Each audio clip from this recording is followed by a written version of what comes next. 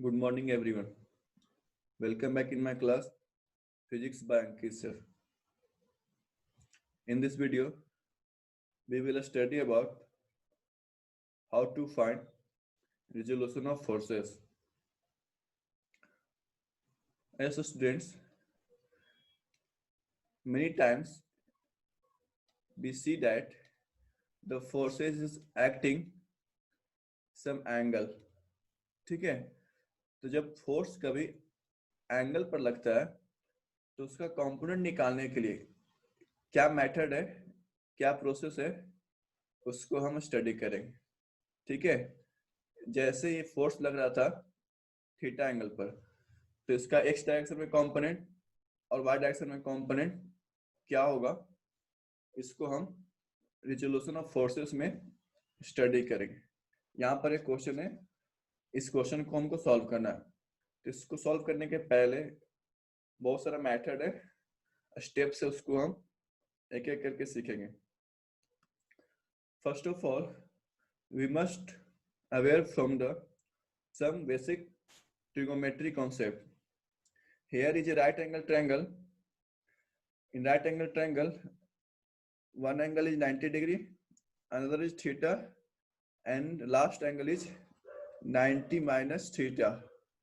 ठीक है, जब भी हम रिजोल्यूशन ऑफ फोर्सेस फाइंड करते हैं तो वहां पर एक राइट एंगल ट्रायंगल बन रहा होता है, और ऐसा ही कॉन्सेप्ट वहां पर हमको देखने को मिलेगा.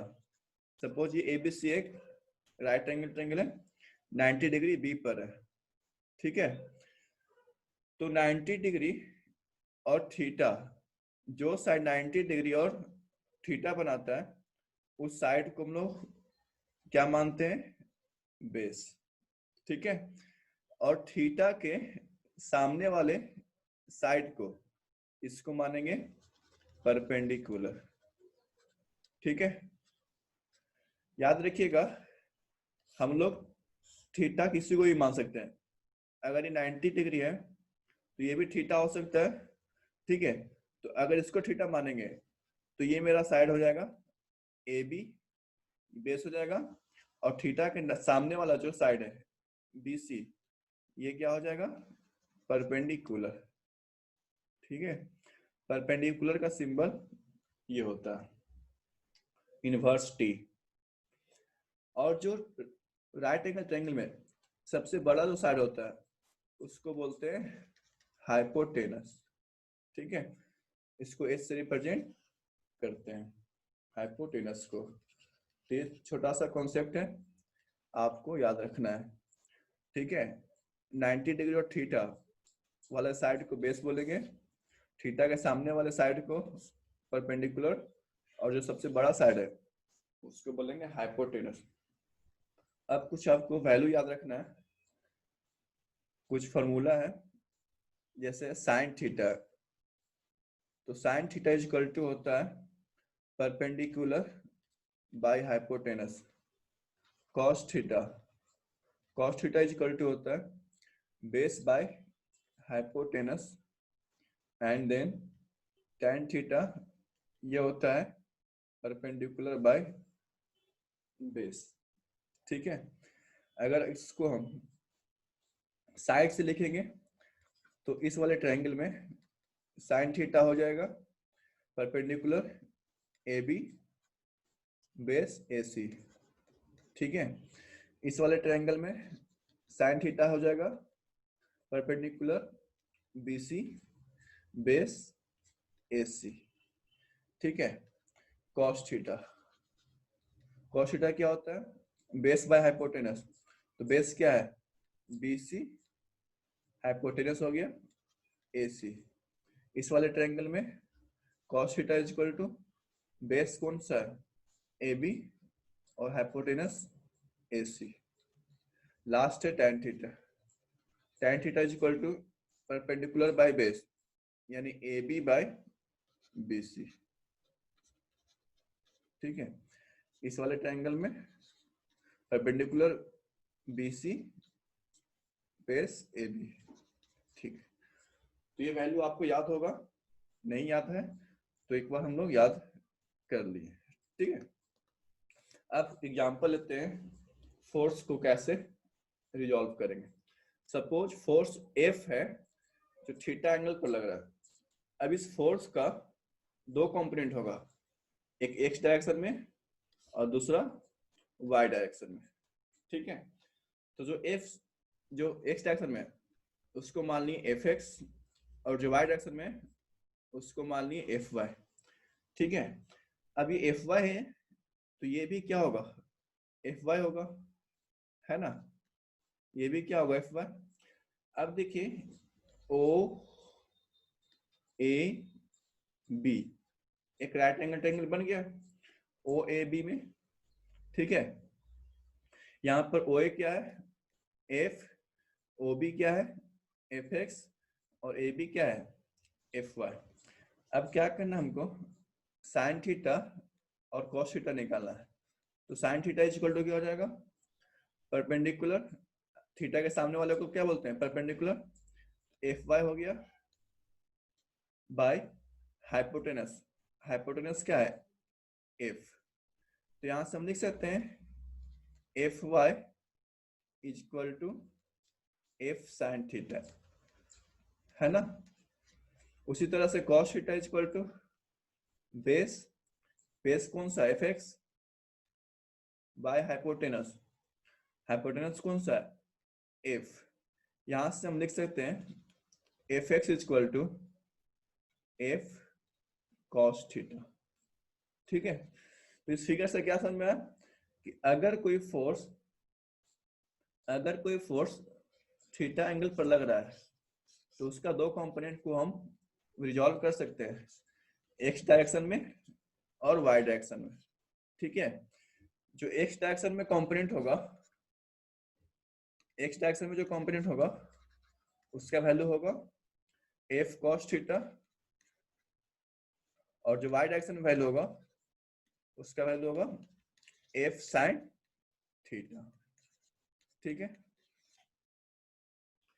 क्लियर हो गया। ठीक है, अब देखिए एक एग्जांपल लेते हैं। सपोज थीटा हमारा 30 डिग्री है और फोर्स हमारा 10 न्यूटन है। तो इसका हम एक्स कंपोनेंट में वैल्यू निकालेंगे। तो एफ एक्स क्या हो जाएगा, F cos theta, F 10 Newton है, कॉस थीटा, कॉस 30 का वैल्यू आपको टेबल में देखना है। ठीक है, ये साइन है और ये कॉस है, इसका वैल्यू 0 से 90 तक वेरी करता है। आपको एक बार याद कर लेना है, साइन 0 होता है 0, इसका वैल्यू 1 तक बढ़ता जाता है और कॉस का वैल्यू 1 से 0 तक होता है। ठीक है, ये हायर क्लासेस में हम लोग स्टडी करेंगे। हमारे लिए सिर्फ यूजफुल है साइन और कॉस। ठीक है, tan थीटा भी हम लोग कभी कभी यूज करते हैं। तो जो साइन का जो वैल्यू होता है 0 से 1, कॉस का वैल्यू होता है 1 से 0 और tan थीटा का वैल्यू होता है 0 से इन्फिनिटी। ठीक है, एक बार इसको लिखिएगा, सारा वैल्यू क्या हो जाएगा, याद हो जाएगा। तो cos थीटा, cos 30 का वैल्यू कितना है, cos 30 का वैल्यू हम यहाँ पर देख रहे हैं √3/2।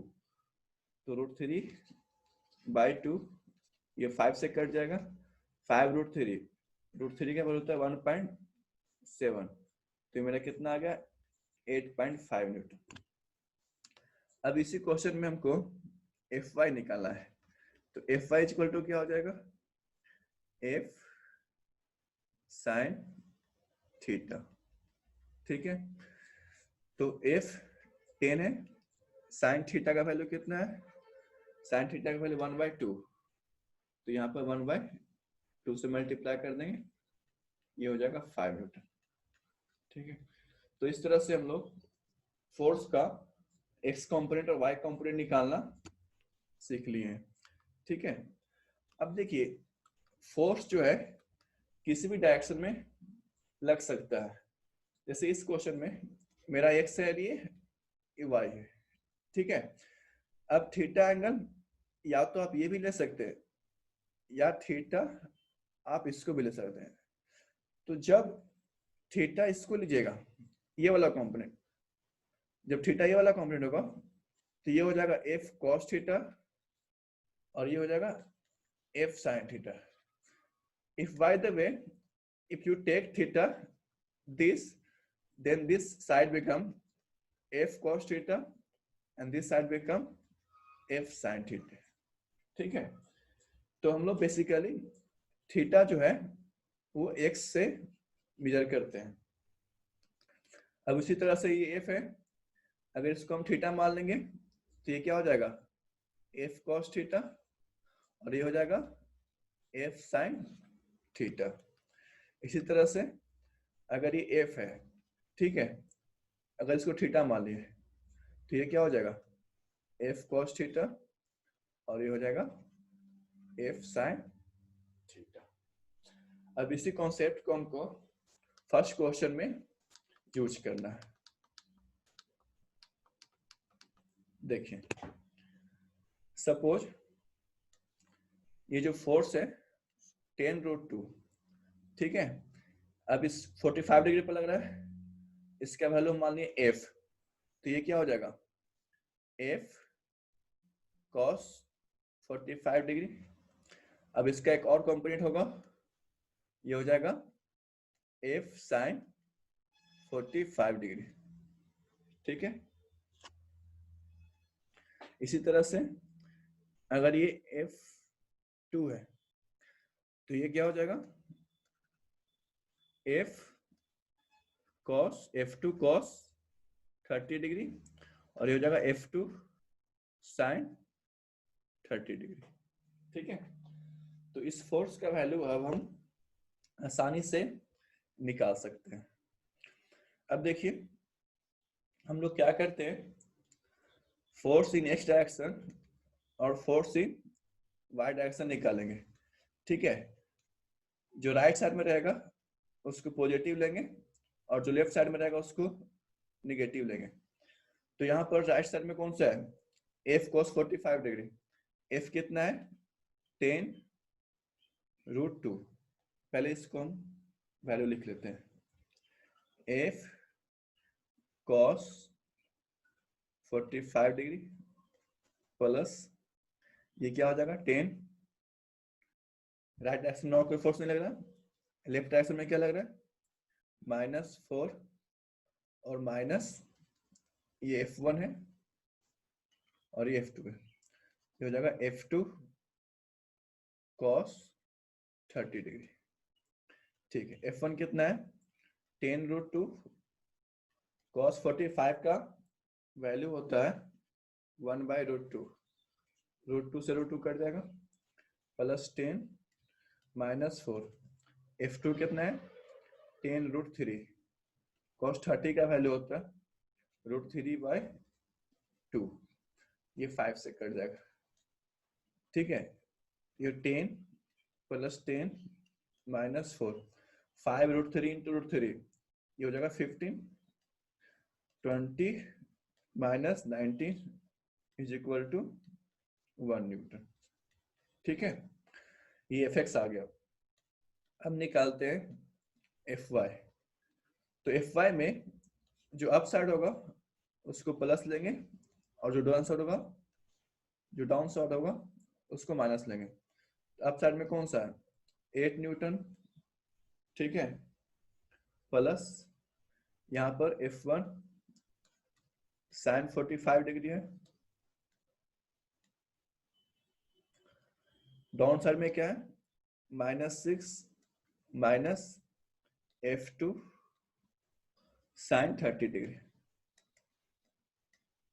ठीक है, 8 प्लस F1 कितना है 10√2 sin 45 का वैल्यू होता है 1/√2, √2 से √2 कट जाएगा -6, F2 कितना है 10√3 sin 30 का वैल्यू होता है 1/2, ये 5 से कट जाएगा.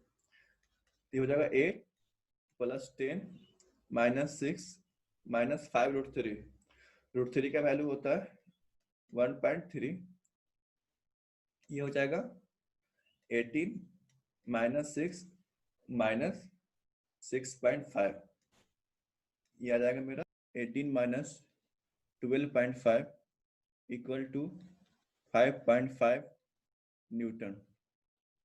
ये आ गया Fy. Now we find resultant of Fx and Fy. Body पर x डायरेक्शन में ओवरऑल फोर्स क्या लग रहा है 5.5 न्यूटन और y डायरेक्शन में फोर्स लग रहा है 1 न्यूटन. रिजल्टेंट फोर्स का फॉर्मूला होता है under root F square plus Fy square under root 5.5 का स्क्वायर प्लस 1 स्क्वायर. ये ओवरऑल वैल्यू हो जाएगा 5.6 न्यूटन. ठीक है, तो इस तरह से हम लोग रिजोल्यूशन ऑफ फोर्सेस निकालते हैं. ठीक है, फोर्स किसी भी एंगल पर हो, सारे फोर्स को हम एक्स डायरेक्शन और वाई डायरेक्शन में इक्वेट करते हैं. ठीक है, तो आज के लिए इतना ही. मिलते हैं नेक्स्ट वीडियो में. तब तक के लिए thank you and have a nice day.